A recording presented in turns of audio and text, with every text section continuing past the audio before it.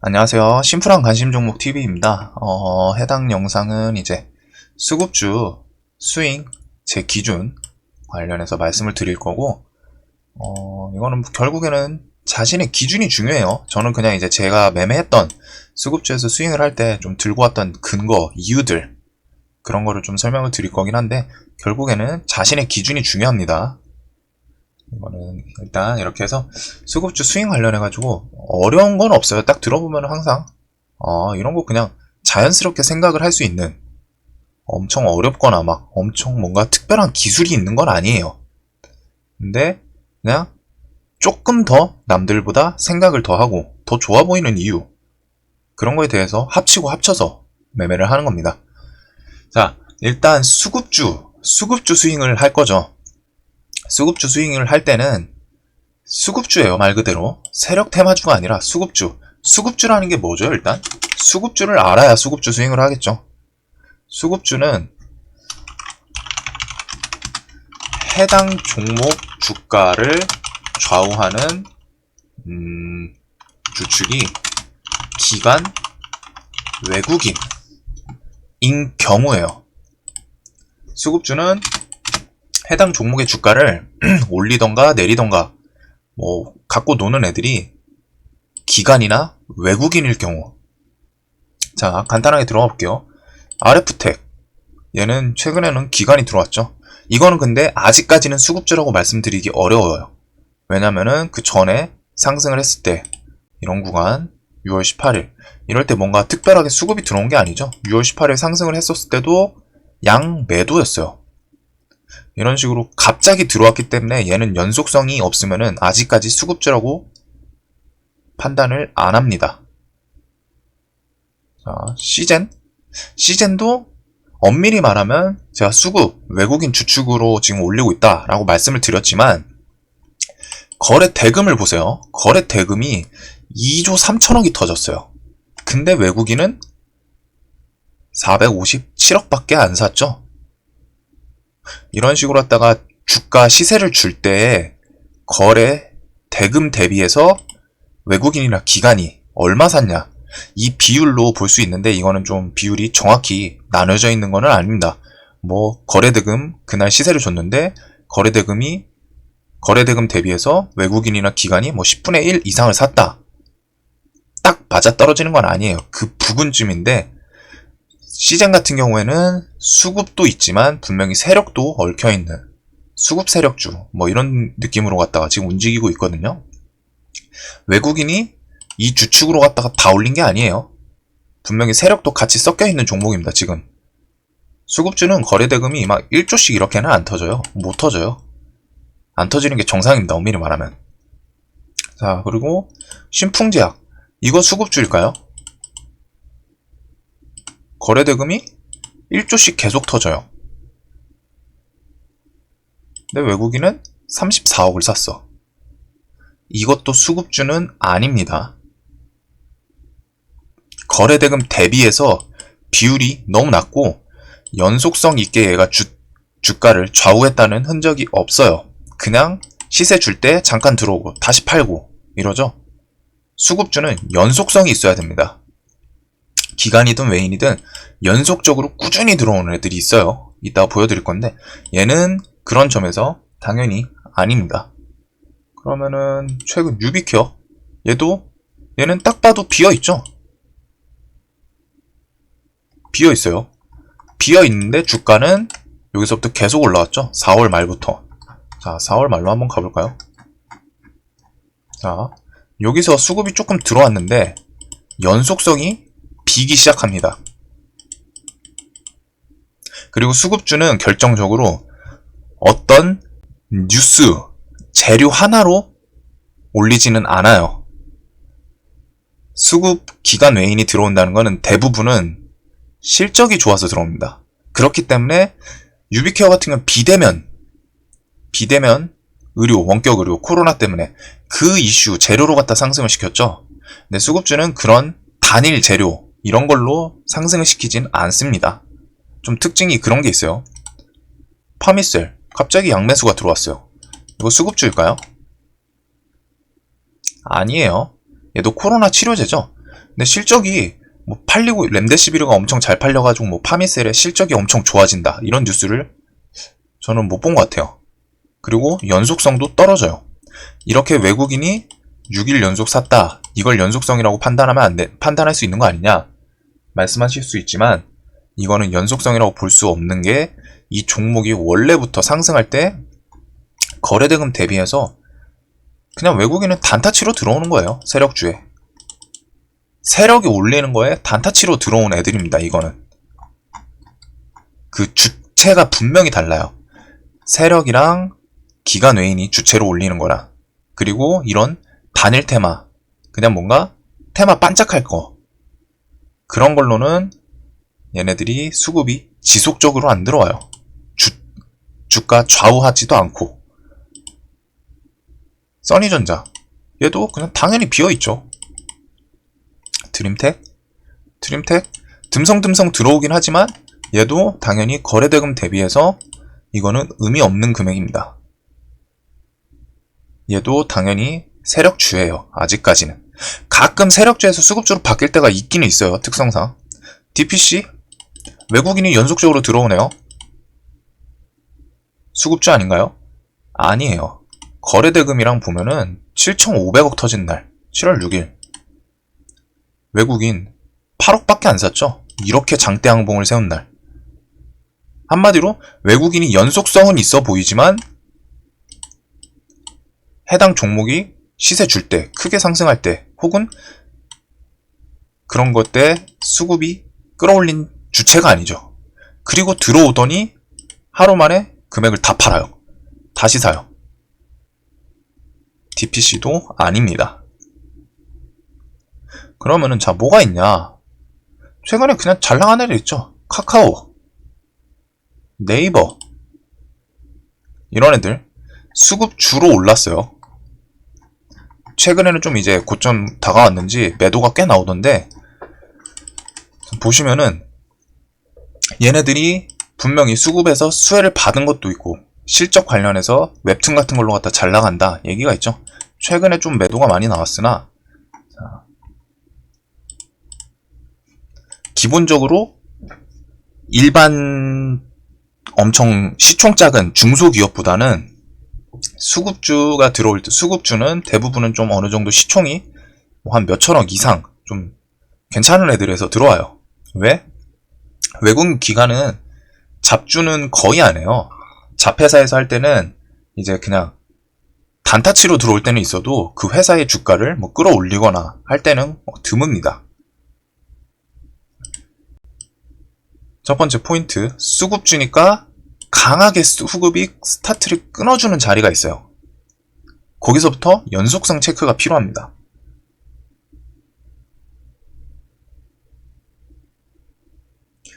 양매수라던가 수급이 스타트를 끊어주는 자리가 양매수가 갑자기 들어온다던가 한쪽 기관이나 외인 둘 중에 한쪽이 엄청 크게 매수하는 자리. 최근에 5G 얘네 좀 예시가 잘 될 것 같네요. 에이스테크 이런 거 신고가 올리는 날 6월 26일이죠. 6월 26일 날 강하게 양매수가 들어왔어요. 그때부터 슬쩍슬쩍 연속성이 있어집니다. 근데 얘는 이렇게만 보면 수급이 좀 비어있는 것 같은데? 라는 생각이 드실 수 있죠. 서진 시스템이 정말 표본이에요. 6월 26일 이날 기간이 130억 뜬금없이 확 박아버리고 그때부터 계속 사죠. 연속성. 하루 이틀 팔더라도 다시 사요. 금액이 연속적으로 계속 찍히죠. 외국인은 뭐 중간중간 단타치로 온 것 같은데 기간이 주축으로 갔다가 이날부터 계속 올립니다. 그리고 2차전지 LNF 제가 이날 말씀을 드렸으니까 이날 기준으로 볼게요. 요날 6월 19일 양매수가 여기 밑에서는 슬쩍슬쩍 가는 보더니 6월 19일날 이날 엄청 크게 양매수 빡 박아버렸죠. 그러면서 양매수가 계속 들어와요. 연속성을 보세요. 6월 25일은 기관이 뭔지 몰라도 133억을 사재껴요. 그 이후로도 웨이는 슬쩍슬쩍 팔고 있는데 기관이 계속 사죠. 그러니까 주가가 얘는 좀 수급주 치고선 좀 빠르게 크게 올라온 점도 있어요. 분명히. 근데 이런 애들 시총이 상당히 큽니다. 9,800억이에요. 지금 50% 감안해도 최소 3, 4천억은 됐겠죠. 시총이. LG화학도 올라올 때 수급이 계속 차있죠. 대형주는 대부분 수급주예요. 대형주 시총 큰 애들은 대부분이 아니라 수급주예요. 엄밀히 말하면. 시총 큰 애들 중에 수급주 아닌 애는 있나? 없을 것 같은데요. 기본적으로 갖다가 수급이 막 코스피 뭐 200이든 코스닥 뭐 100이든 이런 거에 지분을 몇 프로 갖고 있어야 되고 뭐 그런 규정이 있다 보니까 대형주들은 일단 베이스가 외국인 기관에 의해서 주가가 좌우되는 게 거의 다죠. 대형주들은 대부분 그래요. 그래서 최근에는 5G나 2차전지 이런 애들, 아까 전에 LNF 같은 게 정말 딱 예시가 정말 좋은 애인데 6월 19일 날 강하게 사고 그때부터 계속 들어오는 거예요. 이런 식. 자, 수급주는 기관 외인이 주축인 종목이라고 말씀드렸죠. 걔네들이 왜 들어오겠어요? 걔네는 보통 대부분은 실적이 좋을 확률이 높은 업종 혹은 앞으로 기대감이 큰 업종에 대해서 들어옵니다. 그냥 단일 이슈, 뭐 코로나 치료제 혹은 뭐 그런 이슈보다는 실적이 지속적으로 좀 괜찮을 것 같은 업종에 대해서 들어와요. 그러니까 걔네들이 증권사 리포트 될 때 뭐 2차전지 섹터 뭐 앞으로 더 좋을 것 같다 뭐 아니면은 카카오 다음 분기 실적 얼마 예상된다 이런 식으로 나온 애들이 완전 잡주에서 나오는 거 보신 적이 있나요? 있긴 있어요. 정말 드물게. 막 지금 여기 보이는 디지털 조선에 대해서 레포트 나오는 거 보신 적 있어요? 혹은 수젠텍은 있을 수도 있겠다. 진단키트니까. 뭐 갑자기 뭐 RF텍 최근에 보톨리늄 뭐 이런 걸로 올랐죠. 유비케어 막 이런 거 2분기 실적 비대면 뭐 수혜 받을 예정 혹은 뭐 진양산업 이런 애들 뜬금없이 이런 애에 대해서는 레포트가 안 나오죠. 실적이 좋을 확률이 높은 애들 업종에 들어와요. 보통 그렇기 때문에 그 회사 내가 매수를 하려는 회사 업종의 실적이 좋을 이유가 뭐가 있나 알아둬야죠. 왜 들어오는지 알아야 될 거 아니에요. 기관 외인의 매수의 근거를. 얘네들이 왜 들어오지 이 업종에? 그리고 알아둬야 해당 업종에 악재가 생길 시 대응을 할 수 있죠. 알아야지 할 수 있는 거예요. 내가 그냥 화장품주를 아무 생각 없이 샀는데 갑자기 한한령을 때린대. 사드 때문에. 가만히 있다가 주가 내리고 뭐야 이거 사드 때문에 내린 거였어? 이미 마이너스 20% 30% 거기서 그러면 안 되죠. 미리 내가 이 종목에 대해서 기관 외인이 왜 들어오는지 그리고 그거에 대해서 알아둬야지 악재가 생겼을 시 업종에 대응을 할 수 있는 거예요. 방금 그런 것처럼 화장품 쪽 사두었는데 사드로 인한 한한령 바로 손절해야죠. 혹은 잘 잡았으면 익절을 하든 반도체 관련주를 내가 사놨어. 중국에서 갑자기 자국 기업에 50조 반도체 공장 뭐 거기다 지원을 한대 섹터에다. 그러면은 반사적으로 우리나라 반도체에 악영향이 올 수도 있겠죠. 또 혹은 중국에서 우리나라 중소기업 반도체 관련한 물품들의 수입 가능성도 있을 거고 이런 식을 고려할 수 있죠. 최근은 2차전지가 지금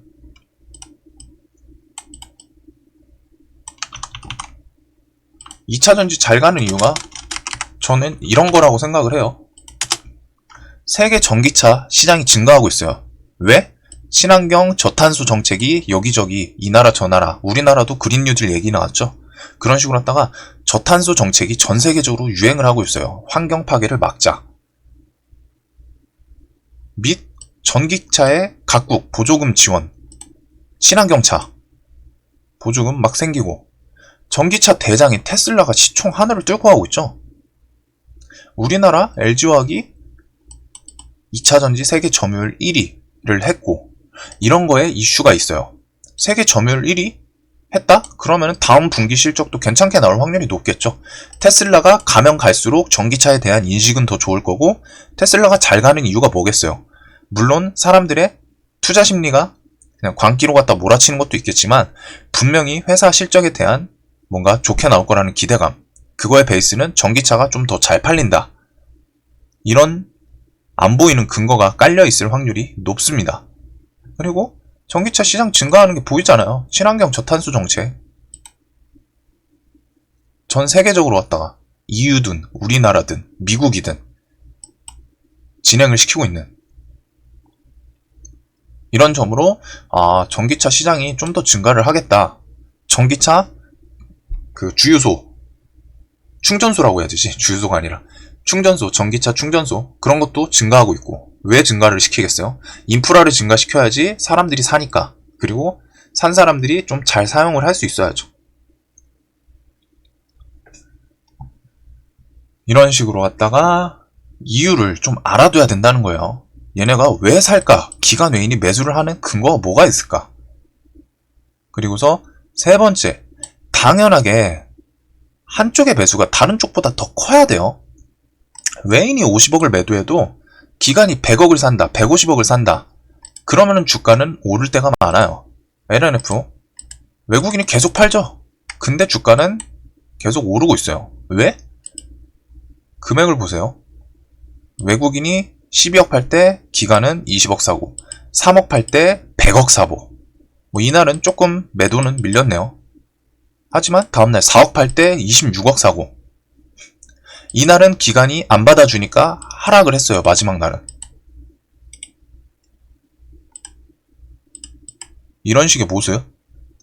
한쪽이 파는 것보다 더 많이 사주면은 올라가요. 주가는 자연스럽게. 물론 요즘은 개인이 사서 올릴 때도 있기는 해요. 보면은 웃긴 시장이긴 한데. 7월 6일 얘인가? 이런 식으로 둘 중에 하나가 더 크게 매수를 해야 된다는 점, 이것도 포인트예요. 자, 4번. 수급주는 지수 영향을 엄청 크게 받아요. 이거는 한마디로 시황을 신경 써줘야 되는 거예요. 지수 흐름을. 지수 급락하는 이슈가 있을 수도 있으니까 그것까지 감안을 해야 돼요. 매매를 할 때. 얘네들은 스윙을 들고 할 때는. 시황이 중요해요. 얘네들은. 지수가 막 급락을 하면은 안 그래도 잡 주고 세력 주고 뭐 테마 주고 수급 주고 다 내리는 와중에 얘네는 좀 더 크게 영향을 받습니다. 왜? 기관 외국인이 주축인데 걔네들은 지수를 추종해요. 얘네들은 지수를 기본적으로 추종을 합니다. 그렇기 때문에 지수가 하락하면 얘네도 매도가 많이 나오고, 지수가 좋은 날은 매수를 좀 세게 해요. 상대적으로. 그런 점. 만약에 그러면은 지수 급락으로 종목이 하락을 해요. 지수가 뭔가 다른 이슈로 갖다 급락을 해서 하락을 했는데 해당 업종의 향후 실적에는 전혀 지장이 없을 것 같다. 혹은 반대로 갔다가 수혜를 받을 수 있을 것 같다. 지수가 안정되거나 살짝 턴을 하면은, 자,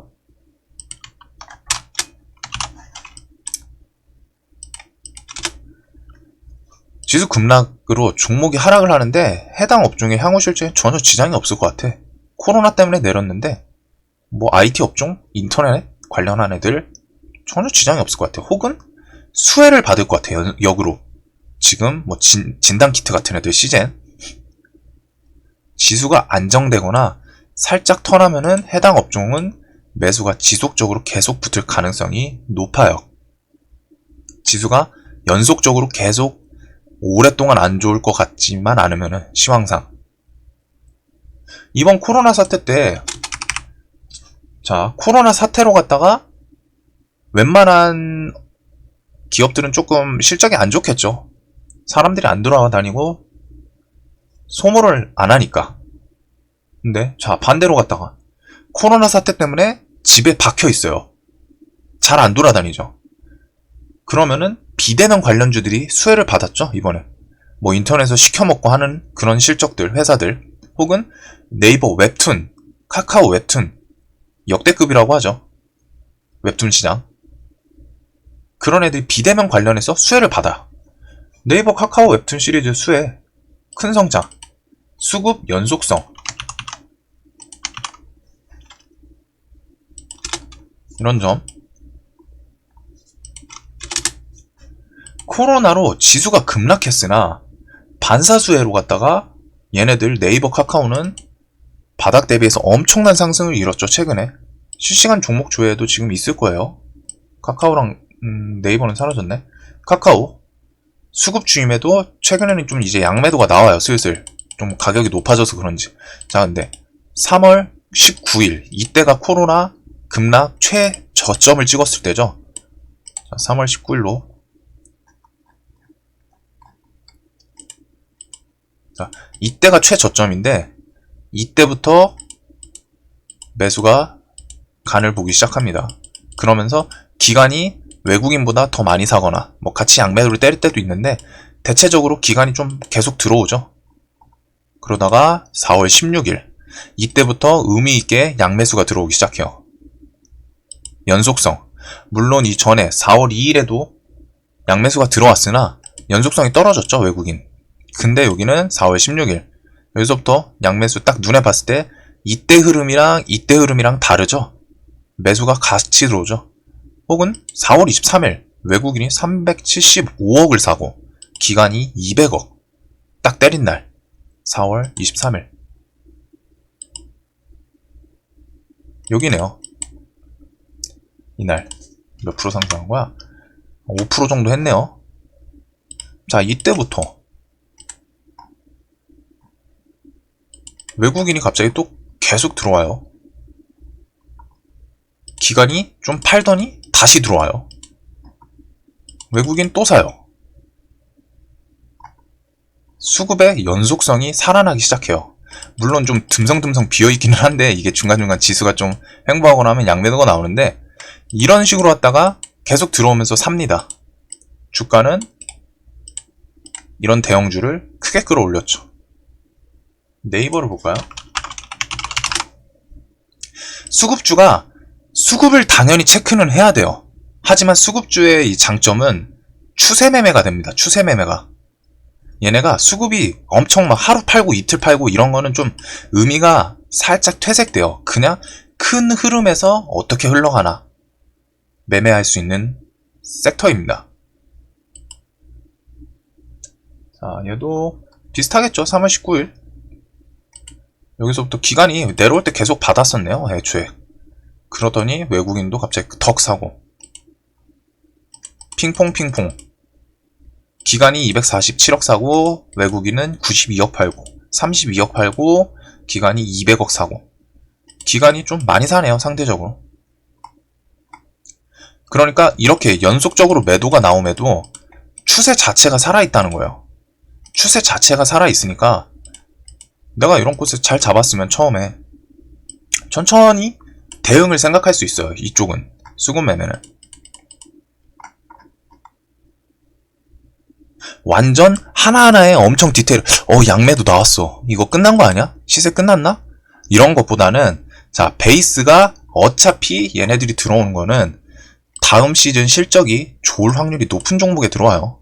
그렇기 때문에 좀 여유롭게 볼 수 있다는 거예요. 수급 주지만 수급 이탈 당연히 체크는 해야죠. 해야지만 그것보다 얘네 매매하기 편한 게 추세가 좋아요. 이런 애들은. 대체적으로 21선을 안 깨거나 저는 31선까지 봅니다. 여긴 개인 기준이라고 써놨죠. 자, 여기서 이제 기준 보면서 간단하게 그냥 기억나는 수급주 관련해서 몇 개 설명드리고 끝내도록 할게요. 저는 종가 기준 31선을 기준으로 두고 31선 밑으로 9% 이상 깨지거나 혹은 31선 밑으로 내려와도 5일 안에 다시 올라가면 또 냅둡니다. 이건 제 기준이에요. 그리고 여기에서 이런 섹터 이슈에 대해서 악재가 없을 시 혹은 시황에 문제가 없을 시 이거는 감안을 해줘야 돼요. 어쩔 수 없어요. 무조건 해당 종목만 수급만 보고서 매매를 하는 게 아니라 수급주는 지수 영향, 시황 영향을 많이 받기 때문에 저런 애들을 체크를 해줘야 됩니다. 그리고서 31선 다시 올라타더라도 일주일 내에 31선을 다시 깬다? 주의하거나 비중을 확 줄여요, 저는. 처음 매수할 때는 어떤 종목이 수급이 강하게 스타트를 끊어주는 자리 플러스 실적이 이 종목이 좋을까? 다음 분기 실적이 좋을 근거가 있나? 그거에 대해서 생각을 해보고 수급이 갑자기 강하게 들어온다. 오케이, 이건 매매할 만하겠다.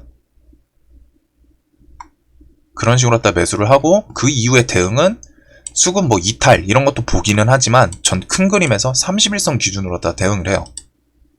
자, 이 초록색 짙은 게 31선이거든요. 제가 영상에서는 뭐 어차피 여기서는 수급 스윙 계좌를 안 보여드리니까 이제 여기에는 이동평균선을 빼놨었어요. 네. 자, 네이버 같은 경우 흐름을 보면은 저번에 영상 뭐 이제 보신 분들은 제가 21선 대응 뭐 이런 거를 설명드렸었죠. 수급주 수급주 추세 좋은 애들은 21선 맞으면 반등 나온다. 이런 식으로.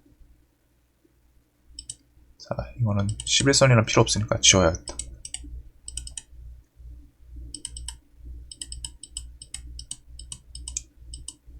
자, 그냥 선 두 개만 볼게요. 파란색이 21선이고 초록색이 31선이에요. 그냥 흐름상 21선 오면 얘는 반등 나오고 하루 깨더라도 반등 나왔죠, 네이버가. 카카오 별다를 거 없어요. 얘도 21선 맞고 반등, 20 맞고 반등, 20 맞고 반등. 흐름이 별거 없죠.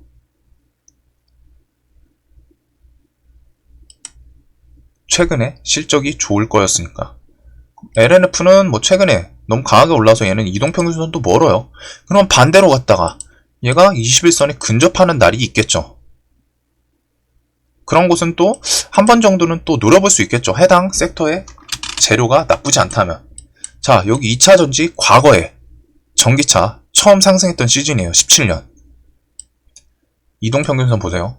그냥 21선 잠깐 깨도 반등, 21선 깨도 반등, 21선 깨고 반등, 21선 깨고 반등.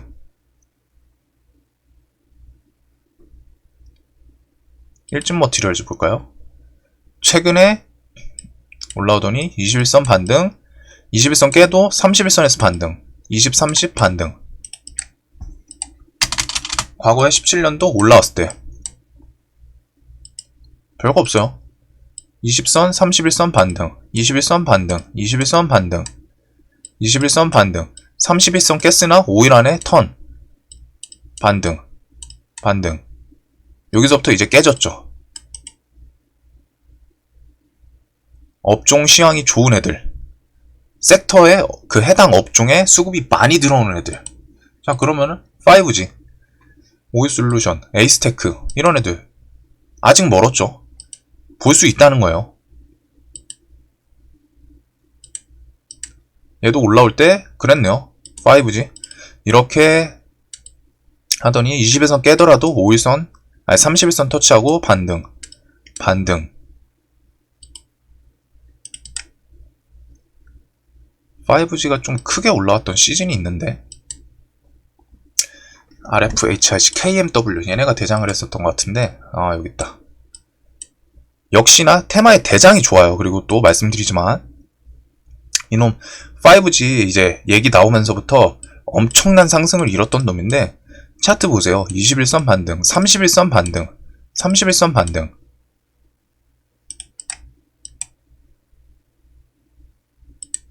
(31선) 반등. 여기서부터 깨지기 시작하죠. 이러면 저는 정리입니다. RFHIC도 이랬나? 얘는 엄청 급격하게 올라왔네요. 얘는 이런 식으로 움직이는 애들은 좀 그렇고, 수급주는 좀 이런 완만한 움직임이 있어요. 보면은 수급이 막 들어오면서 올라올 때는. 지금 제가 조금 기억나는 애들이 없어가지고 일진 머티리얼즈, 얘도 전기차 한때 대장을 했었던 것 같은데, 예. 이런 자리. 아, 이거 아까 보여드렸나? 보여드린 것 같네. 반등을 했죠. 반도체에서 동진 세미캠? 네페스? 네페스가 한때 대장이었거든요. 이 구간. 자, 이 구간 반도체 대장을 했을 때 전체적으로 추세가 비슷하죠. 21선 깨더라도 반등이 나와요.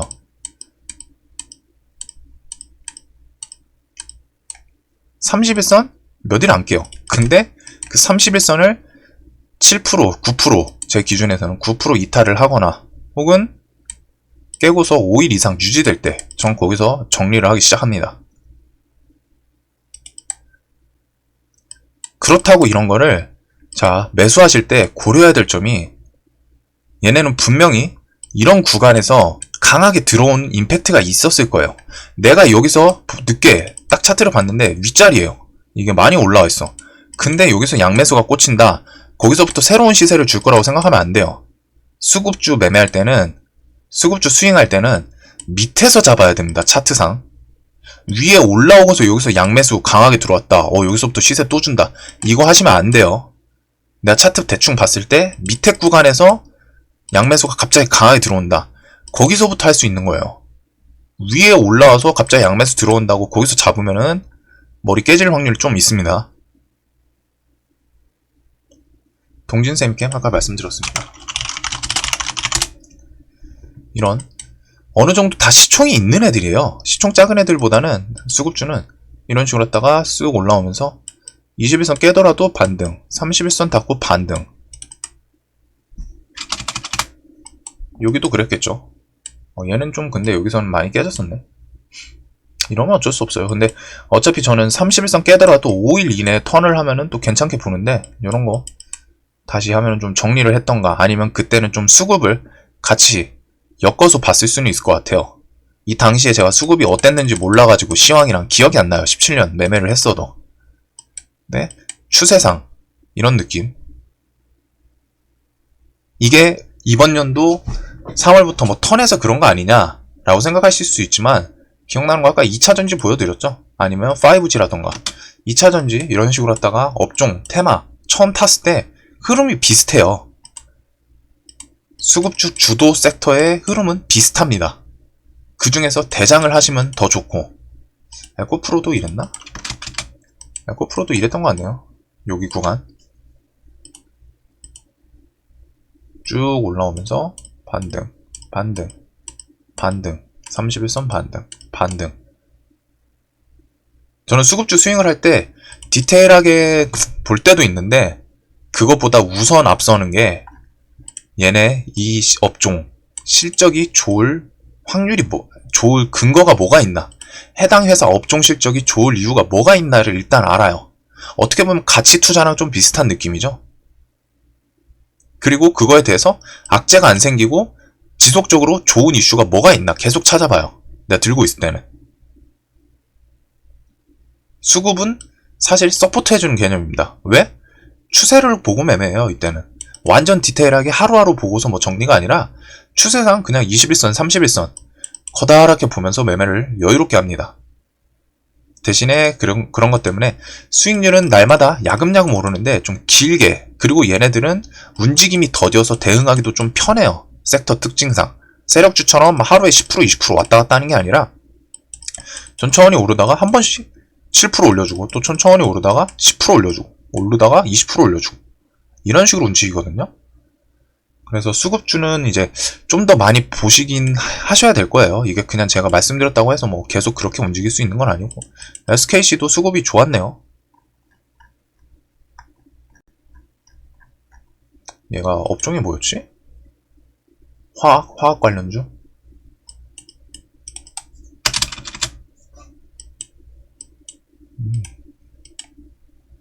그래가지고 이런 저런 다양한 이유 가지고서 매매를 할 수 있고, 이거는 제 기준이고, 그리고 결정적으로 말씀드릴 수 있는 거는 시장이 바뀌면은 기법도 따라서 좀 바뀝니다.